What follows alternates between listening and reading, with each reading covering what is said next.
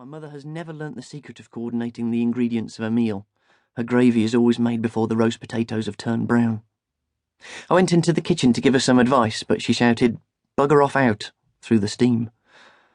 When it came, the meal was quite nice, but there was no witty repartee over the table.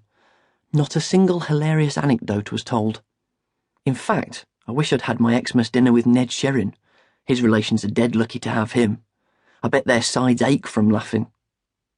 The Sugdens don't approve of drink, so every time my parents even looked at a bottle of spirits, they tightened their lips and sipped their tea. And yes, it is possible to do both. I've seen it with my own eyes. In the evening, we all had a desultory game of cards. Grandad Sugden won £4,000 off my father. There was a lot of joking about my father giving Grandad Sugden an IOU, but father said to me in the kitchen, "No way am I putting my name to paper. That mean old git would have me in court as fast as you could say King Edward." The Sugdens went to bed early on our rusty camp beds.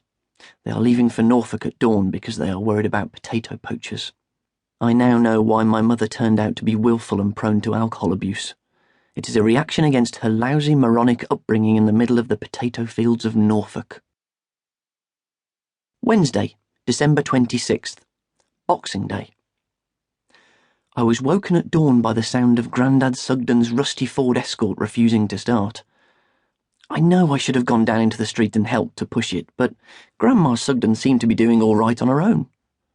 Must be all those years of flinging sacks of potatoes about.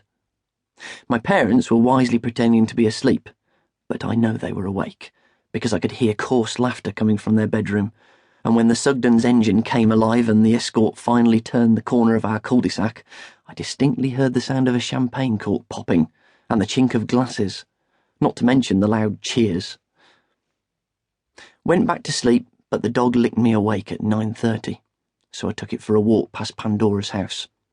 Her dad's Volvo wasn't in the drive, so they must still be staying with their rich relations.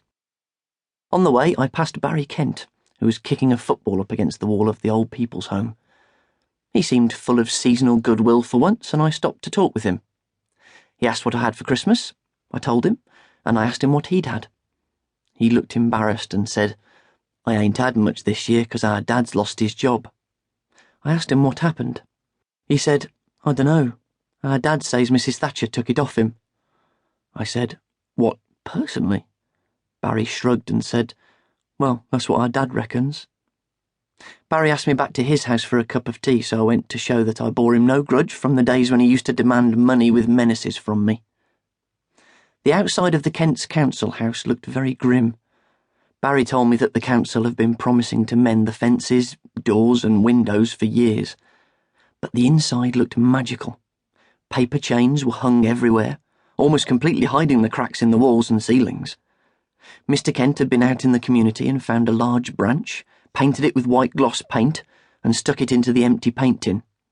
This branch effectively took the place of a Christmas tree, in my opinion, but Mrs. Kent said, sadly, "But it's not the same, really. Not if the only reason you've got it is because you can't afford to have a real plastic one." I was going to say that their improvised tree was modernistic and high-tech, but I kept my mouth shut. I asked the Kent children what they'd had for Christmas, and they said, shoes, so I had to pretend to admire them. I had no choice because they kept sticking them under my nose. Mrs. Kent laughed and said, "And Mr. Kent and me gave each other a packet of fags." As you know, dear diary, I disapprove of smoking, but I could understand their need to have a bit of pleasure at Christmas, so I didn't give them my anti-smoking lecture.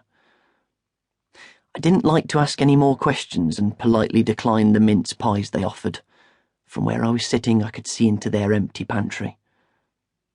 Walking back home, I wondered how my parents were able to buy decent Christmas presents for me. After all, my father and Mr. Kent were both innocent victims of the robot culture where machines are preferred to people. As I came through our back door, I found out. My father was saying, "But how the hell am I going to pay the next access bill, Pauline?" My mother said, "We'll have to sell something, George. Whatever happens, we've got to hang on to at least one credit card, because it's impossible to live on the dole and Social Security." So, my family's Christmas prosperity is a thin veneer. We've had it on credit. In the afternoon, we went round to Grandma's for Boxing Day tea. As she slurped out the trifle,